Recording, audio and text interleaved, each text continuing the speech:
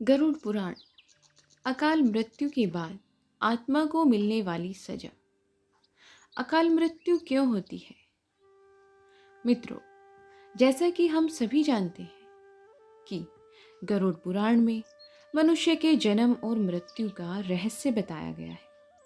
गरुड़ पुराण में बताया गया है कि मृत्यु की काल यानी समय, और जब मृत्यु का समय निकट आता है तब जीव आत्मा से प्राण और देह का वियोग हो जाता है। हर एक मनुष्य के जन्म और मृत्यु का समय निश्चित होता है, जिसे पूरा करने के बाद ही मनुष्य को मोक्ष की प्राप्ति होती है। परंतु यहाँ यह सवाल उठता है कि अगर किसी मनुष्य की अकाल मृत्यु हो जाती है तब उस जीव आत्मा का क्या होता है, और अकाल मृत्यु किसे कहा जाता है? आज हम लोग इसके बारे में जानेंगे, जिसका वर्णन गरुड़ पुराण में किया गया है। गरुड़ पुराण में बताया गया है कि अकाल मृत्यु होने के बाद जीवात्मा का क्या होता है, किस प्रकार क्या क्या उसे सहन करना पड़ता है। दोस्तों, गरुड़ पुराण में बताया गया है कि मनुष्य के जीवन का 7 चक्र निश्चित है, और यदि कोई मनुष्य इस चक्र को पूरा नहीं करता है, अर्थात जो अकाल मृत्यु को प्राप्त हो जाता है, उसे मृत्यु के बाद भी कई प्रकार के कष्ट भोगने पड़ते हैं। परंतु सबसे पहले यह जानना आवश्यक है कि अकाल मृत्यु होती क्या है, अर्थात किस तरह की मृत्यु को गरुड़ पुराण में अकाल मृत्यु की श्रेणी में रखा गया है। अकाल मृत्यु क्या है और किसे कहते हैं? गरुड़ पुराण के सिंहावलोकन अध्याय में बताया गया है कि यदि कोई प्राणी भूख से पीड़ित होकर मर जाता है या हिंसक प्राणी द्वारा मारा जाता है, या फिर गले में फांसी का फंदा लगाने से जिसकी मृत्यु हो जाती है, अथवा विष, अग्नि आदि से मृत्यु को प्राप्त हो जाता है, या जिसकी जल में डूबने से मृत्यु हो जाती है, या जो सर्प के काटने से मर जाता है, या फिर किसी दुर्घटना का शिकार हो जाता है, या फिर वो आत्महत्या करता है, वह व्यक्ति अकाल मृत्यु को प्राप्त हो जाता है। लेकिन दोस्तों, गरुड़ पुराण में आत्महत्या को सबसे निंदनीय और घृणित अकाल मृत्यु बताया गया है। इतना ही नहीं, भगवान विष्णु ने आत्महत्या को परमात्मा का अपमान करने के बराबर बताया है। परमात्मा का अपमान जहां हो तो उस जीवात्मा को क्या नहीं झेलना पड़ेगा। अकाल मृत्यु किसी भी कारण से, भूख, फांसी, विष, अग्नि, किसी भी कारण से हो सकती है। इन सभी को अगर आत्महत्या कहलाया जाता है तो ये प्रभु का अपमान होता है। गरुड़ पुराण अकाल मृत्यु। साथ ही गरुड़ पुराण में भगवान विष्णु ने बताया है कि जिस प्राणी की मृत्यु प्राकृतिक रूप से होती है, वह मनुष्य 3, 10, 13 अथवा 40 दिन के अंदर दूसरा शरीर धारण कर लेता है। किंतु जो व्यक्ति आत्महत्या जैसा घृणित अपराध करता है, उस प्राणी की आत्मा पृथ्वी लोक पर तब तक भटकते रहता है जब तक उसका समय काल परमात्मा द्वारा तय किया जाता है। निश्चित समय पूर्ण न हो, ऐसी जीवात्मा को ना तो स्वर्गलोक की प्राप्ति होती है और ना ही नरक लोक की। जीवात्मा के इस अवस्था को अगति कहा जाता है। जीवात्मा को, इस अवस्था को अगति कहा जाता है। इसलिए गरुड़ पुराण में बताया गया है कि आत्महत्या करने वाले, आत्मा काल मृत्यु को प्राप्त होने वाले सभी जीवात्माओं में से सबसे कष्टदायक अवस्था में पहुंच जाते हैं।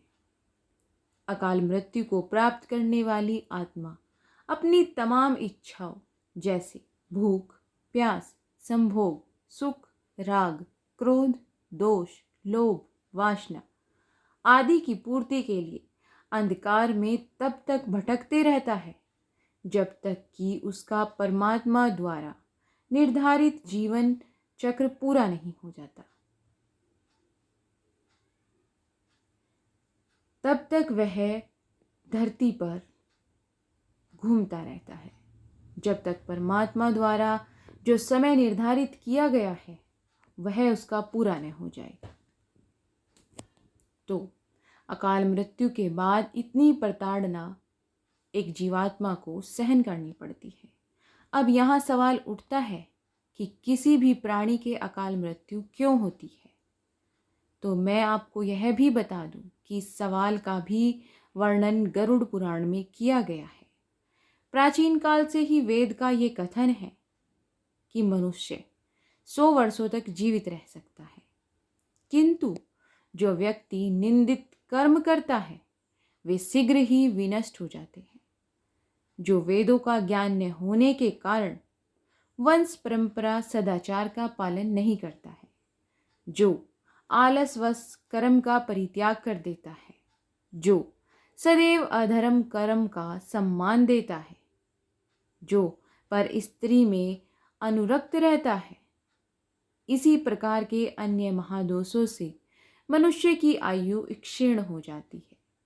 श्रद्धाहीन, अपवित्र, नास्तिक, मंगल का परित्याग करने वाले, परद्रोही, असत्यवादी ब्राह्मण की मृत्यु अकाल में ही यमलोक में ले जाती है।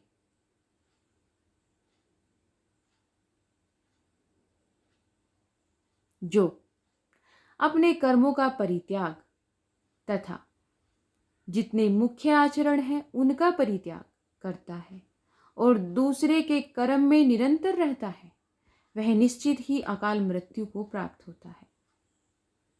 और जो शूद्र, द्विज, सेवा के बिना अन्य कर्म करता है वह भी निश्चित समय से पहले यमलोक जाता है। अकाल मृत्यु के बाद कौन सी आत्मा किस योनि में भटकती रहती है?